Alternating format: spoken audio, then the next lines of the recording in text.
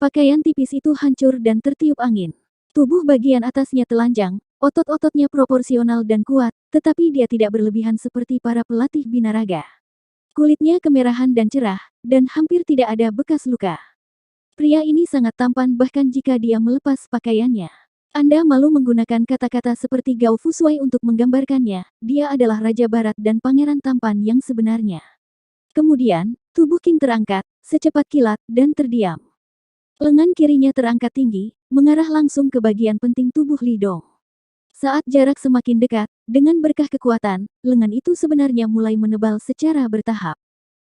Otot-otot di lengannya bergetar terus-menerus, seolah-olah mereka tidak tahan dengan kekuatan seperti itu, mereka akan meledak pergi ke neraka. Raja meraung keras. Li Dong secara alami tidak duduk diam. Gaya permainan favoritnya adalah menjatuhkan 10 guild dalam satu upaya untuk saling berhadapan. Terlihat dari pukulannya barusan bahwa leader Skynet ini, sama seperti dirinya, suka head to head. Karena itu, antara dia dan pihak lain, itu adalah persaingan kekuatan paling murni. Li Dong adalah seorang barbar, tapi sekarang tampaknya pemimpin Skynet lebih barbar dari dia. Kekuatan yang terkandung dalam tinjunya bisa menembus batu besar, apalagi tubuh manusia. Li Dong berpindah tempat, mengepalkan tinju dengan kedua tangan, terdengar suara gemericik. Ketika dia merasa tinjunya panas dan hampir terbakar, dia meledakkan tinjunya.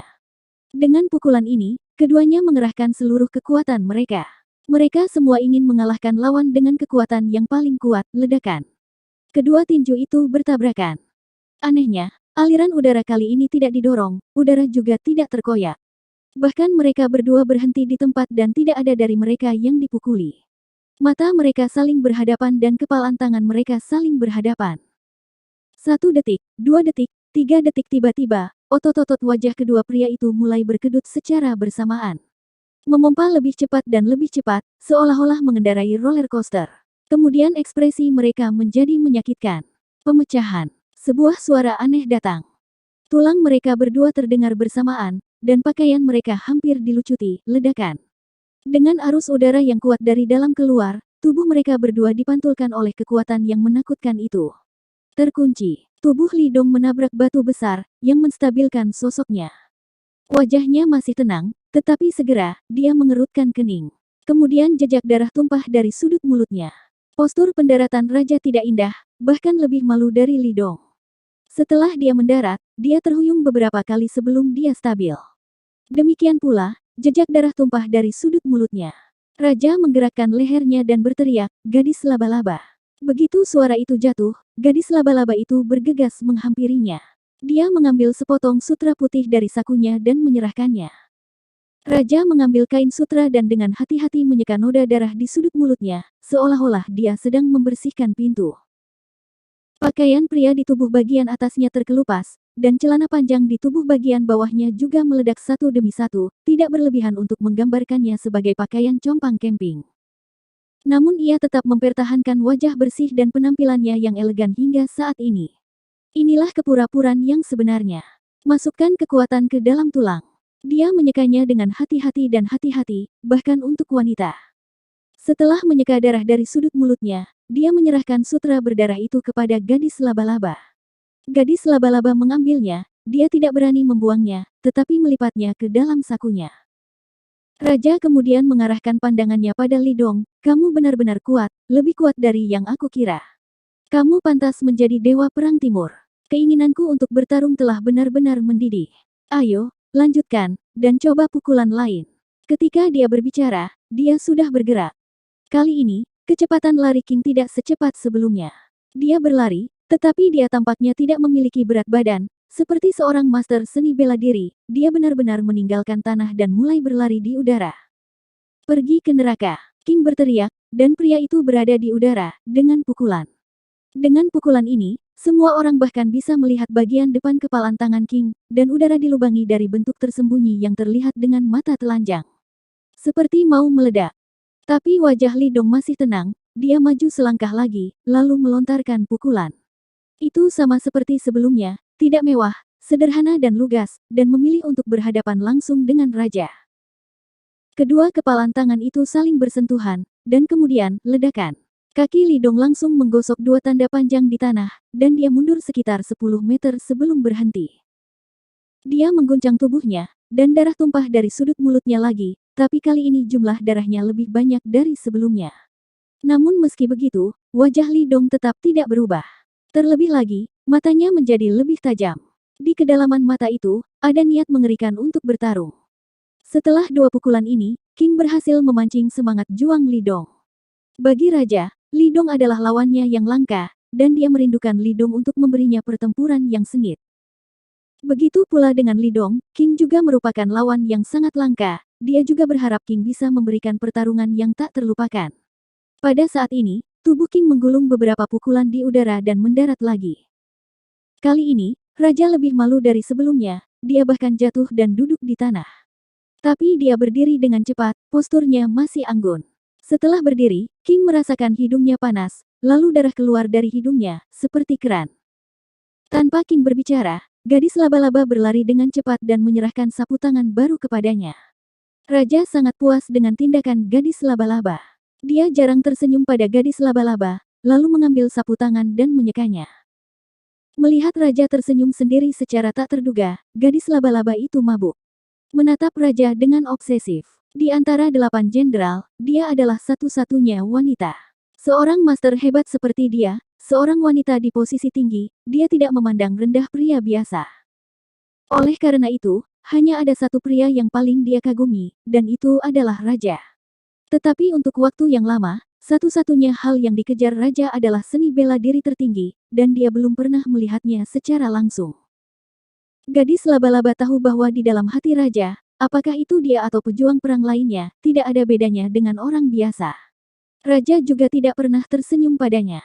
Dan sekarang, King benar-benar tersenyum padanya. Hati gadis laba-laba itu sangat bersemangat. Setelah menyeka, King menatap Qin Tian lagi, matanya berkedip.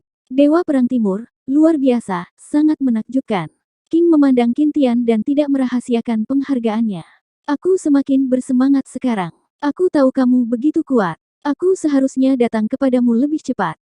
Lidong menatapnya dengan acuh tak acuh, tadi kamu yang mengambil inisiatif untuk menyerang sekarang, jadi sekarang giliranku. Dengan itu, Lidong melakukan serangan. Setelah melihat ini, mata Raja menyipit dan dia tertawa keras. Oke, kalau begitu ayo. Ledakan. Lidong menginjak tanah dengan kaki kanannya dan menghilang di tempat. Dia menatap langsung ke arah King dan melemparkan pukulan. Pukulan ini meledak, samar-samar dengan suara angin dan guntur, membuka dan menutup, dan serangannya sangat sengit hingga ekstrim. Apalagi kekuatan pukulan ini bahkan lebih mengerikan dari dua pukulan yang baru saja dipukul Raja.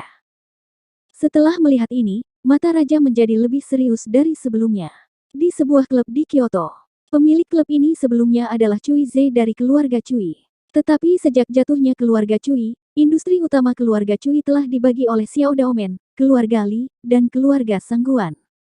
Namun, klub ini masih kuat, bahkan 3 partai belum bisa menang. Jadi semua orang tahu bahwa di balik klub ini, ada orang-orang dengan latar belakang hebat yang mendukungnya. Hanya sedikit orang yang tahu bahwa pemilik klub malam ini adalah punjung tertua dari keluarga Qiao. Sejak memenangkan klub ini, Qiaomu akan tinggal di sini hampir selama dia punya waktu. Habiskan waktu bermain dengan wanita. Tentu saja, dia harus menyingkirkan istrinya Nangong Ling. Misalnya, kali ini, dia berhasil menyingkirkan Nangong Ling lagi. Ada 2 oiran terkenal di depan klub ini, dinamai dari Da Qiao kuno dan Xiao Qiao. Setelah clubhouse dihancurkan oleh Qiaomu, kedua orang ini secara alami menjadi rakyatnya. Pada saat ini, Yo dengan ukuran ini dikelilingi oleh tubuh Qiaomu dari kiri ke kanan. Yang satu memegang gelas An 99 ur dan memberi makan, yang lain menggunakan tangan kecilnya, yang lebih tipis dari bawang hijau yang lembut, untuk mencubit cherry dan memasukkannya ke dalam mulut arbor. Bangkitkan kekayaan dunia, mabuk berbaring di lutut kecantikan. Mimpi Qiaomu telah setengah selesai. Apalagi kali ini bekerja sama dengan Li Zong, jika berhasil, maka ia akan menuai rejeki yang lebih besar. Kekayaan semacam itu, apalagi dia, bahkan jika itu dihabiskan oleh generasi muda keluarga Qiao selama 2 atau 3 generasi. Qiaomu sudah merasa bahwa dia akan mencapai puncak hidupnya. Ledakan. Ada ketukan di pintu. Manajer klub membuka pintu dan berkata dengan hormat, Sao Qiao, Sao Li ada di sini. Undang dia masuk. Qiaomu berkata dengan cepat. Manajer berdiri menyamping, dan Li Zong berjalan darinya. Yo, kakak Kiao sangat elegan. Li Zong berjalan ke Kiao Mu dan duduk dan berkata sambil tersenyum. Xiao Kiao dengan tubuh panas dengan cepat berdiri, mengambil gelas anggur dan membantu Li Zong menuangkan segelas anggur merah. Xiao Kiao secara pribadi menyerahkan anggur merah ke tangan Li Zong, dan kemudian mengambil gelas anggurnya sendiri dengan suara yang manis. Sao Li, aku bersulang untukmu. Setelah berbicara, dia meminum semua anggur merah di gelasnya. Li Zong sangat murah hati, dan menyesap dari gelas anggurnya. Meskipun Da Qiao disebut Da Qiao, dia lebih ramping dan memiliki dada yang lebih rata daripada Xiao Qiao. Namun, dia memiliki temperamen dingin, kaki tinggi dan panjang, rambut panjang berkibar, mengenakan rok putih, tidak tersenyum, orang dengan mudah memiliki keinginan untuk menaklukkan. Dia juga membantu Li Zong menuangkan segelas anggur, lalu mengambil gelasnya sendiri dan meminumnya dengan kepala tegak. Lakukan dulu. Li Zong tersenyum dan mengerucutkan sudut mulutnya lagi. Tidak peduli seberapa tinggi para wanita ini dipuji, mereka tidak lebih dari mainan di mata mereka. Tuan Muda Li, Anda kesal saat minum. Qiao Mu menggelengkan kepalanya, dia mengambil gelas anggur merahnya. Ayo, lakukan. Kali ini Li Zong sangat senang, dan meminum anggur di cangkir dalam sekali teguk. Jika aku meminum semuanya, aku tidak akan mabuk di kotamu yang lembut. Li Zong berkata sambil tersenyum. Apa masalahnya ketika kamu mabuk? Bukankah itu cocok untuk seorang pria? Qiao Mu berkata sambil tersenyum. Yang mengatakan, kamu tidak takut kakak iparmu akan memberitahumu untuk kembali dan berlutut di keyboard. Li Zong tertawa dan bercanda. Apa yang begitu menakutkan? Qiao Mu mencibir. Kami para pria, tidak bisa membiarkan wanita menunggangi kepala kami. Mendengar ini, Li Zong tertawa bodoh dan tidak mengekspos dia. Ayo, Da Qiao, kamu duduk dengan Sao Li, dia menyukaimu seperti ini. Qiao Mu berkata kepada Da Qiao sambil menuangkan anggur Li Zong. Da Qiao duduk dengan sangat patuh, Li Zong tidak sopan, merangkul wanita itu dan dengan lembut membelai tangan kecilnya.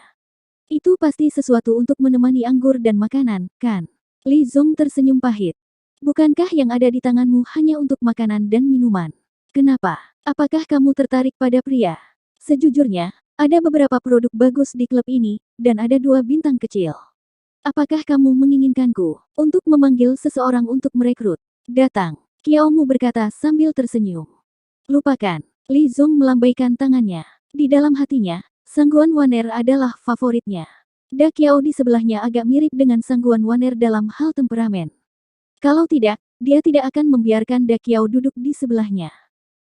Adapun bintang-bintang kecil itu, dia tidak masuk seleranya sama sekali. Yah, mari kita tidak membicarakan beberapa di antaranya. Qiao Mu menatap Li Zong dan berkata dengan sungguh-sungguh. Dalam 2 hari terakhir, grup Li Anda telah melakukan upaya habis-habisan untuk menyerang grup Lin dan grup Sangguan. Ini harus menjadi pertempuran yang menentukan dengan mereka, kan? Baik, Li Zong mengangguk tanpa menyembunyikannya. Itu benar, orang-orangku mengirim kembali berita bahwa Li Dong kembali dari Asia Tenggara. Qiao Mu berkata dengan sungguh-sungguh, saya pikir dia secara pribadi akan mengendalikan grup Lin untuk melawan, tetapi dia pergi ke gunung di sisi Laut Cina Timur dan tampaknya memiliki hal-hal yang lebih besar untuk dilakukan. Aku hanya ingin bertanya padamu, apakah ini yang kamu katakan sebelumnya untuk berurusan dengan Li Dong? Dia hanya dapat menemukan informasi umum semacam ini. Adapun cara suci untuk berurusan dengan Li Dong, dia tidak tahu. Itu sebabnya dia tidak sabar untuk memanggil Li Zong, ingin bertanya lebih jelas, bagus. Li Zong tertawa, Saudara Qiao, Anda dapat yakin. Hadiah yang saya siapkan kali ini pasti membuat Li Dong minum sepanci. Aku tidak berani mengatakan apa-apa lagi, setidaknya, bahkan jika dia bisa keluar dari gunung, dia setidaknya akan mengelupas kulitnya jika dia tidak mati. Bahkan, dia mungkin tinggal di gunung itu selamanya dan tidak pernah keluar lagi. Betulkah? Qiao Mu sangat gembira dan bertanya dengan cepat. Berita ini benar-benar membuatnya merasa sangat bersemangat. Anda tahu, dia paling takut pada Li Dong. Jika Li Dong menangani hal-hal di pegunungan, dan kemudian membebaskan tangannya, mereka akan menderita. Mereka besar dan muda, meskipun mereka tidak terjangkau oleh orang biasa. Tetapi di mata Dewa Perang Timur, mereka hanyalah semut. Dalam hal ini, Qiao Mu sangat sadar diri. Anda tahu, bahkan kakek Li Zong, Dugumo, yang lebih tua dari dinasti ke-19, digulingkan oleh Li Dong. Apa yang mereka hitung? Kapan aku berbohong padamu, Saudara Qiao? Li Zong mengguncang gelas anggur merah di tangannya dengan satu tangan, membelai paha lembut gadis itu dengan tangan lainnya, dan berkata sambil tersenyum, jika saya tidak benar-benar yakin, saya tidak akan berani bertindak melawan grup Lin secara terang-terangan. Oke, bagus. Qiao Mu bertepuk tangan dan tersenyum, bersemangat. Dengan cara ini, kita akan memenangkan pertempuran bisnis ini. Kakak Yo tunggu saja untuk membagi uangnya. Li Zong tersenyum tulus, bahkan jika grup Lin masih memiliki pemain belakang, mereka juga memiliki mereka di pihakku. Apa berikutnya? Qiao Mu bertanya dengan rasa ingin tahu. Bukankah mereka bergerak dalam produk kecantikan? Perusahaan kosmetik sebesar ini, saya yakin ada banyak modal asing yang tertarik pada mereka. Li Zong tersenyum ringan, saya sudah menghubungi modal asing. Jika mereka memiliki dukungan, saya akan membuat mereka benar-benar putus asa. Pada saat ini, Qiao Mu benar-benar lega. Ayo, bersorak, untuk kemenangan kita. Li Zong tertawa dan menabrak gelas An 99 Qiao Mu. Pada saat ini, kedua pria itu tertawa bahagia, seolah-olah dunia berada di bawah kendali. Grup Lin. Dalam 2 hari terakhir, seluruh Lin Group telah memasuki keadaan tegang. Semua anggota memasuki keadaan pertempuran. Grup Li di utara datang dengan ganas, menyerang grup Lin dengan seluruh kekuatannya. Seluruh grup Lin tahu tentang masalah ini. Semua karyawan sangat menyadari bahwa jika pertempuran ini tidak berlalu, grup Lin akan menghadapi kebangkrutan dan seluruh perusahaan akan benar-benar hancur. Pada saat itu, karyawan mereka akan menganggur. Grup Lin hari ini bukan lagi grup Zhao sebelum Zhao Sanhe. Grup Lin saat ini adalah perusahaan grup terbesar di Laut Cina Timur, Provinsi Tianxing, dan bahkan seluruh selatan. Semua orang selatan bangga bergabung dengan grup Lin. Grup Lin bukanlah salah satu dari perusahaan modal lainnya. Karena Lin Yurou dan keluarganya telah mengambil alih grup Lin tidak tahu berapa banyak amal yang telah dilakukan selain membayar pajak secara normal. Hanya dalam 1 atau 2 tahun, Laut Cina Timur telah mengalami perubahan luar biasa dengan kecepatan yang terlihat dengan mata telanjang. Singkatnya, semua karyawan Lin Group memiliki rasa memiliki yang besar terhadap perusahaan. Sekarang perusahaan sedang menghadapi krisis, semua orang bersedia bekerja keras untuk melewati krisis ini. Namun, satu-satunya hal yang membingungkan semua orang adalah bukan Lin Guodong atau Lin Yurou yang mengendalikan perusahaan sekarang. Itu Sangguan Waner. Hampir semua orang di perusahaan tidak mengenal Sangguan Waner. Karena itu, semua orang sangat bingung tentang wanita aneh yang muncul tiba-tiba ini. Dalam hal ini, Lin Guodong tidak mengumumkan identitas sebenarnya dari Sangguan Waner. Karena ini adalah salah satu fitur pembunuh. Jika kelompok Li mengetahui bahwa orang yang bertanggung jawab atas kelompok Lin telah digantikan oleh Sangguan Waner, dia pasti akan mengadopsi metode ofensif yang lebih kejam. Dalam hal ini, bahkan jika grup Lin memenangkan perang ini, ia harus membayar harga yang tidak sedikit. Meskipun semua karyawan bingung tentang Sangguan Waner, hanya dalam 1 hari, Sangguan Waner menaklukkan semua orang dengan kemampuannya. Setelah dia mengambil alih grup Lin, setelah mengetahui tentang situasi spesifik, dia langsung mengeluarkan serangkaian perintah. Setelah eksekusi berikut, situasi grup Lin sangat lega sekaligus. Saham sebenarnya mulai naik perlahan. Ini membuat semua orang merasa nyaman dan mengagumi Sangguan Waner. Tidak peduli apa latar belakangnya, selama dia memiliki materi asli dan dapat memimpin grup Lin keluar dari kesulitan, itu sudah cukup pada saat ini. Sangguan Waner duduk di kursi kantor Lin Yurou, tenggelam dalam dokumen.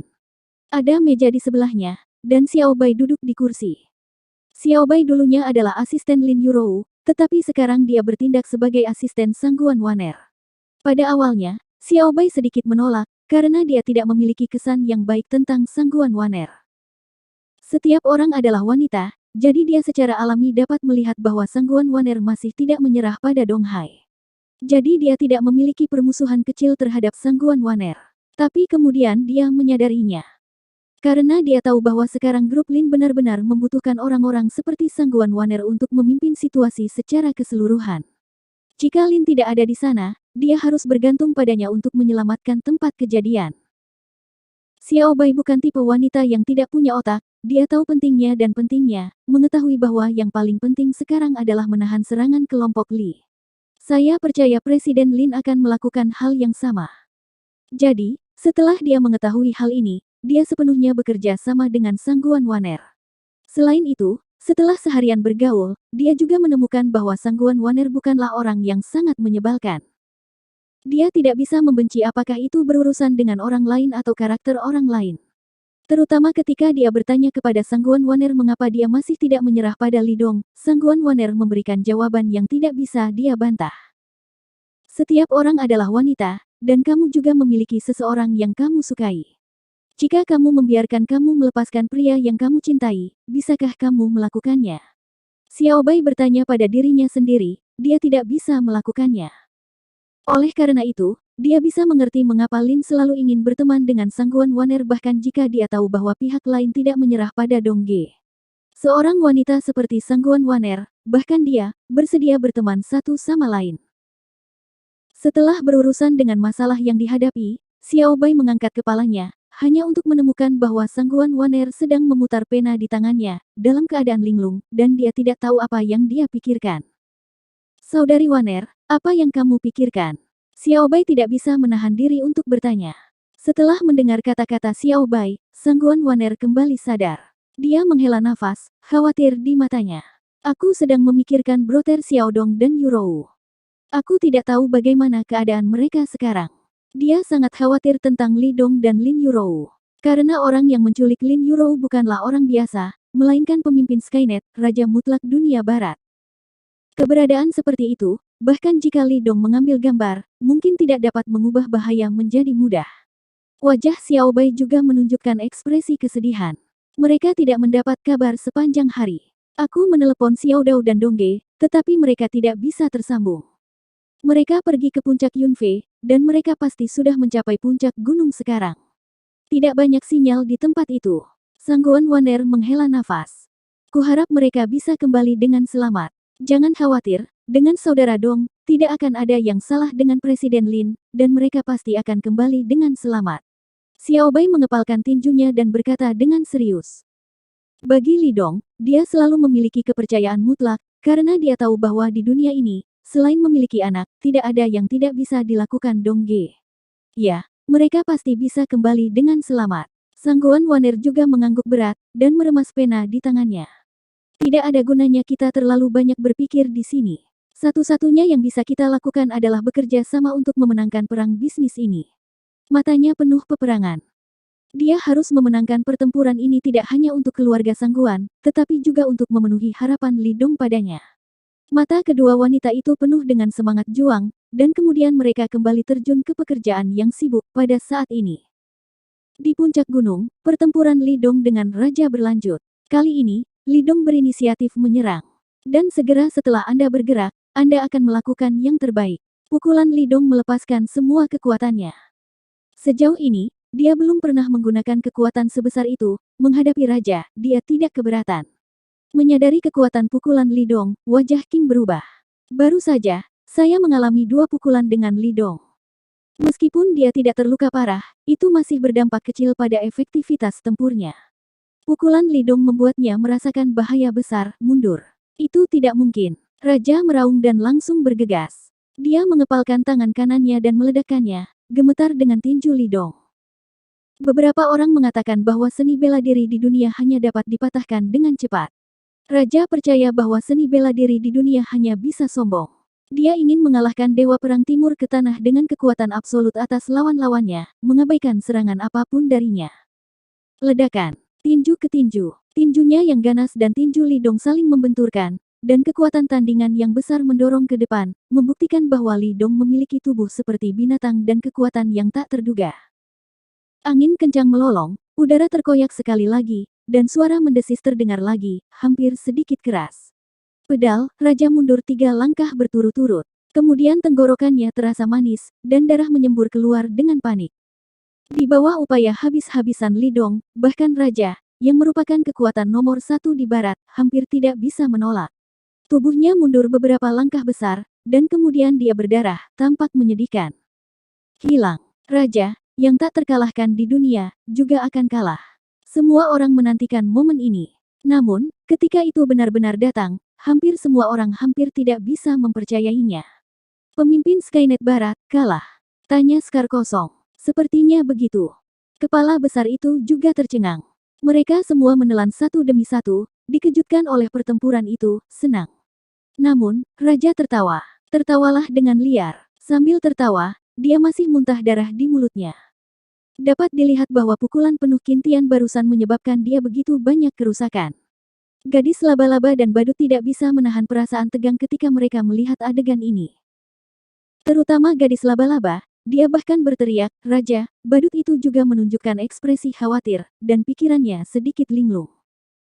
Dia tidak bisa membayangkan bahwa dewa dalam pikirannya, Raja Agung, akan dikalahkan. Saudaraku, sekarang, memanfaatkan momen ketika badut dan Dewi Laba-Laba sedang kesurupan, Scar tiba-tiba berteriak. Desir, Scar, Datu dan beberapa saudara lainnya bergegas menuju badut dan gadis laba-laba. Sangat cepat, hampir seketika, dia mendekat. Badut yang mengendalikan para sandera menemukan bahwa orang-orang ini tidak patuh, jadi dia berani mengambil inisiatif untuk menyelamatkan orang, dan tiba-tiba menjadi pembunuh. Ketika belati di tangannya terentang ke depan, Lin Yurou hendak menyeka leher Lin Yurou pada waktu bersamaan. Pelatih mengambil tindakan. Dengan lambaian tangannya, seekor ular hitam kecil terbang keluar dari lengan bajunya dan terbang lurus ke arah mata badut itu. Selain kekuatan besar dari pelatih hewan, ia paling kuat dalam memanipulasi berbagai hewan.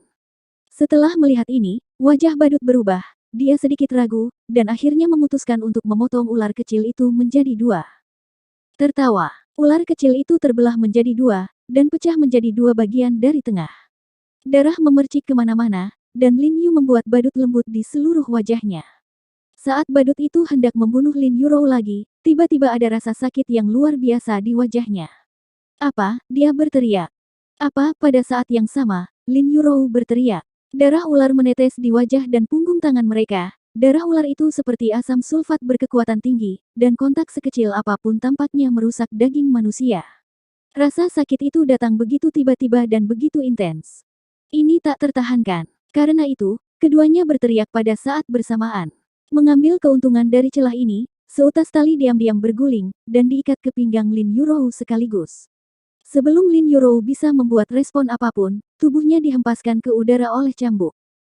Lin Yurou dibungkus dengan tali, itu adalah kepala besar. Kau sialan. Mata badut itu sangat menyakitkan sehingga dia tidak bisa membukanya. Tapi dia merasa Lin Yurou akan lepas dari kendalinya. Suara mendesing. Ujung pisau menusuk punggung Lin Yurou. Tidak peduli seberapa cepat Lin Yurou terbang, pada akhirnya akan menjadi tubuh lebih dari 100 kati. Belati itu pendek dan kuat, dan ditembakkan oleh badut dengan kecepatan lebih cepat, sebanding dengan peluru. Belati itu datang lebih dulu, dan belati itu akan menancap di jantung Lin Yurou dalam sekejap, ding. Sebuah batu kecil muncul secara ajaib, mengenai ujung belati. Ketika ujungnya bengkok, keris secara alami akan miring. Mengejek, belati itu tertancap di rumput, dan gagang pisaunya membuat getaran berdengung. Batu ini dilempar oleh pelatih. Dia bekerja sama dengan kepala besar diam-diam, menyelesaikan misi penyelamatan dalam sekejap, dan berhasil menyelamatkan Lin Yurou. Kegagalan serangan merangsang harga diri badut. Dia menahan rasa sakit yang parah, dan belati muncul lagi di tangannya, seperti serigala liar dengan kepala gila, umumnya bergegas menuju posisi kepala besar. Kepala besar itu dengan cepat mengeluarkan pil putih kecil dari sakunya, memasukkannya ke dalam mulut Lin Yurou, dan berteriak, "Kakak Scar, ayolah, Zanzen, kakak ipar, lari." Pil itu diberikan kepada si kepala besar oleh pelatih. Hal ini secara alami telah dinyatakan sebelumnya, dan efeknya adalah untuk menghilangkan racun darah ular di tubuh Lin Yurou. Pil meleleh segera setelah memasuki produk, dan sensasi terbakar yang terkontaminasi oleh darah ular jauh lebih lemah. Mendengar kata-kata kepala besar itu, dia segera berlari keluar dari lingkaran pertempuran dengan cerdik. Medan perang hari ini bukanlah perang bisnis, jadi ini bukan medan perangnya. Sejak Lin Yurou menjadi manajer umum grup Lin, dia menjadi lebih sadar kapan harus tetap tenang dan kapan harus membuat keputusan seperti apa. Dia tahu betul bahwa saat ini dia harus melarikan diri dari lingkaran perang secepat mungkin, hanya dengan cara ini Scar dan Datu bisa berkonsentrasi menghadapi musuh. Jika dia ragu-ragu, dia tidak hanya akan berada dalam bahaya, tetapi dia juga akan menyakiti orang lain. Yang bisa dia lakukan hanyalah lari. Lari cepat. Di luar lingkaran pertempuran, ada dua saudara lainnya, mereka menanggapi Lin Yurou. Tapi Datu, Scar dan yang lainnya melihat Lin Yurou keluar dari lingkaran pertempuran, dan mereka langsung membentuk formasi pertempuran tim dan menghadapi badut. Badut itu mematahkan lengannya dan kekuatannya sangat berkurang, mereka bisa menggunakan formasi pertempuran untuk menghadapinya. Adapun pelatih, dia bergegas langsung ke gadis laba-laba. Pada titik ini, dua master besar Skynet segera diseret, dan mereka tidak bisa menyisihkan upaya apapun untuk membunuh Lin Yurou. Dia aman untuk sementara. Datang lagi, King juga memperhatikan adegan di mana Lin Yurou diselamatkan, tetapi dia tidak peduli sama sekali. Karena dia sama sekali tidak ingin membunuh Lin Yurou, yang dia inginkan adalah pertarungan yang mulus dengan Li Dong. Dan sekarang, Li Dong memberikan perlawanan seperti itu, dan dia sangat puas. Meskipun pukulan Li Dong barusan membuatnya terluka lebih parah, dia bahkan lebih bersemangat dan gelisah. Merasa terluka. Sudah lama saya tidak mengalaminya. Sesuai keinginan kamu. Li Dong benar-benar lega ketika dia melihat Lin Yurou diselamatkan, dan kemudian dia menatap mata raja, menjadi semakin dingin. Orang inilah yang sering datang untuk mengganggu perbatasan Huaxia. Saya tidak tahu berapa banyak tentara Huaxia yang mati karena dia. Dan sekarang, dia benar-benar menembak Lin Yurou, yang membuat niat membunuh Li Dong padanya mencapai puncaknya. Ya, Li Dong ingin membunuh pemimpin barat ini. Selama raja meninggal, struktur bawah tanah dunia barat akan mengalami perubahan yang luar biasa. Bahkan struktur ekonomi global akan mengalami perubahan yang menggemparkan. Singkatnya, bagaimanapun, selama raja meninggal, itu akan menjadi keuntungan besar bagi China pada waktu bersamaan. Di gunung di sebelah gunung yang belum berkembang ini. Gunung ini juga belum berkembang, juga sama curamnya. Di semak duri, ada bingkai tabung hitam gelap di atas batang pohon yang agak kokoh. Cabang dan daunnya lebat, dengan daun besar menutupi bagian depan, bahkan jika dekat, sulit ditemukan. Sesosok tergeletak di sana tak bergerak. Dia memiliki penyamaran yang baik, menggunakan beberapa cabang untuk menyamarkan dirinya. Ini seperti berbaur dengan lingkungan ini. Laras hitam ada di tangannya. Orang ini dalam posisi yang sangat baik. Ini adalah bagian cembung miring yang dapat mengunci segala sesuatu di gunung tempat Li Dong dan yang lainnya berada dalam jangkauan moncongnya. Tentu saja, tujuannya juga adalah langit di atas dan di bawah gunung tempat Li Dong dan yang lainnya berada. Dia telah mengamati bahwa, kecuali orang-orang yang dibawa oleh Dewa Perang Timur, setiap musuh yang datang membantu akan dimusnahkan selanjutnya. Orang ini secara alami adalah seorang pangeran. Salah satu dari 8 pertempuran Skynet. Itu juga yang paling kuat saat ini. Sebuah pembangkit tenaga listrik yang luar biasa setengah langkah. Raja dan yang lainnya naik ke puncak gunung, tetapi dia tidak bertindak dengan raja dan yang lainnya. Sebaliknya, ambil tindakan terlebih dahulu. Karena dia berkomplot melawan Lin Yurou malam sebelumnya, dia diperintahkan oleh raja untuk membuat beberapa persiapan untuk pertempuran puncak. Misalnya, kursi malas dan tenda di puncak gunung dibawa olehnya. Dia juga membawa makanan lezat dan anggur merah yang lezat di punggungnya, serta sampahnya untuk merayakannya.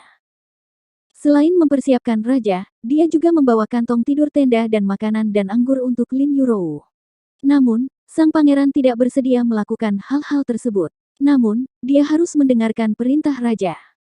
Selain itu, ia juga membawa senjata dengan ukuran berbeda dan kekuatan berbeda serta bubuk mesiu dengan berbagai efek. Sebagai master top di dunia barat, dia secara fundamental berbeda dari King dan Piaget.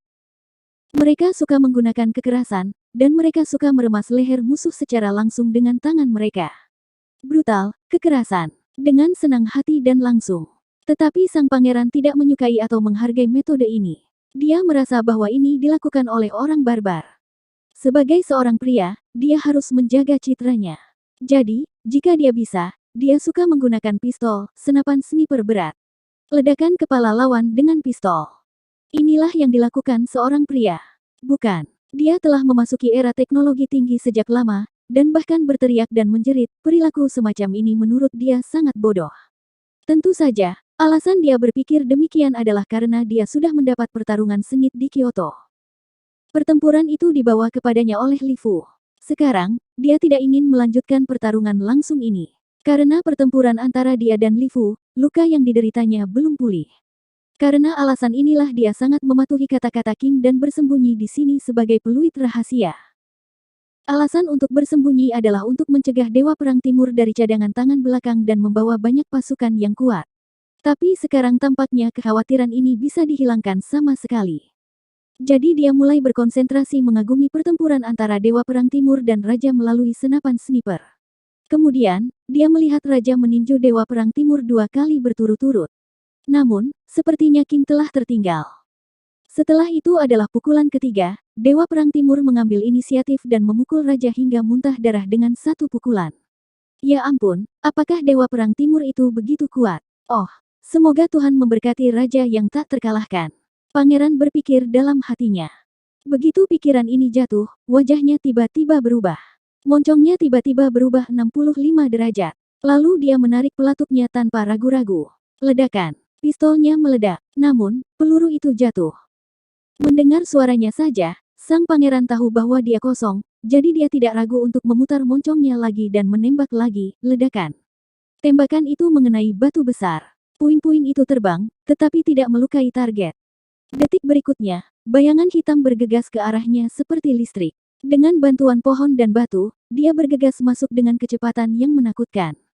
Tiba-tiba kiri dan kanan, cepat dan lambat, buru-buru berjalan dan berhenti, tak terduga. Senfa semacam ini jelas di atas level Grandmaster. Ledakan. Ledakan. Pangeran terus menarik pelatuk untuk menembak, tetapi target semakin dekat. Brengsek. Dia berteriak marah dan melompat langsung keluar dari hutan berduri. Sekarang dia telah ditemukan oleh target, tidak ada gunanya bersembunyi lagi. Dia membuang senapan sniper berat di tangannya, dan malah mengeluarkan pistol dari pinggangnya. Ini adalah Lang Gurun. Pistol yang sudah populer di seluruh dunia ini kini bukan lagi pistol paling mainstream, tapi menjadi favoritnya. Dia lebih menyukai warna hijau tentara ini dan memiliki daya mematikan yang menakutkan. Dia menemukan batu besar untuk berlindung, lalu menatap target tanpa berkedip. Pada saat ini, dia tidak lagi terburu-buru untuk menembak. Targetnya adalah seorang master, dia tahu itu sejak pertama kali dia menghindari pelurunya. Penembakan biasa tidak efektif, dan penembakan yang terburu-buru tidak akan menyakitinya sama sekali. Dia harus menunggu. Tunggu kesempatan. Tunggu kesempatan baginya untuk melakukan kesalahan. Atau dia terpeleset, atau bajunya tersangkut pohon, atau dia terinjak batu, bahkan satu langkah di kaki yang salah. Ini adalah kesempatannya. 1 detik, 2 detik, 3 detik, segera, sang pangeran kecewa. Lawannya terlalu pintar, setiap langkah tampaknya telah dirancang dengan cermat. Ketika dia harus berlari, dia secepat citah. Ketika harus ada jeda, dia lebih sabar daripada rubah. Dia sempurna. Sang pangeran tidak bisa tidak mengagumi satu sama lain di dalam hatinya. Tanpa sadar, dia menjilat lidahnya. Pria yang sempurna seperti itu seharusnya menjadi miliknya. Dia tiba-tiba merasa tidak enak. Karena tujuannya, setelah bersembunyi di balik batu besar, tidak mengubah posisinya ketika dia harus keluar. Setelah 1 menit, dia masih tidak muncul, seolah-olah dia tiba-tiba menghilang. Tiba-tiba, sarafnya tegang. Kemudian dia jatuh ke tanah dan berguling ke depan dengan putus asa. Ledakan. Di tempat dia baru saja bersembunyi, pisau Cecile muncul di batu besar. Kigan menghilang. Hanya sedikit yang dibiarkan terbuka. Kekuatannya seperti peluru. Sialan, gumam sang pangeran. Dia benar-benar tidak tahu bagaimana pihak lain menyelinap di belakangnya. Tidak ada cara untuk pergi ke sana, bagaimana dia datang ke sini. Jelas, sekarang bukan waktunya untuk memikirkan masalah ini. Karena saat ini, beberapa pisau lagi menerobos. Setiap orang yang dituju adalah kunci baginya. Pada saat ini, sang pangeran benar-benar yakin bahwa pihak lain benar-benar seorang master hebat, dan bahkan kekuatannya melampaui banyak master hebat. Kekuatan pisau tanpa pegangan itu barusan tidak bisa ditahan bahkan oleh Grandmaster. Dia adalah pembangkit tenaga listrik luar biasa setengah langkah dan sangat sensitif terhadap ini. Mengusir. Sebuah pisau muncul di udara, dan itu tidak memberinya kesempatan untuk bernapas. Yang bisa dilakukan sang pangeran adalah berguling-guling di atas tebing berkali-kali.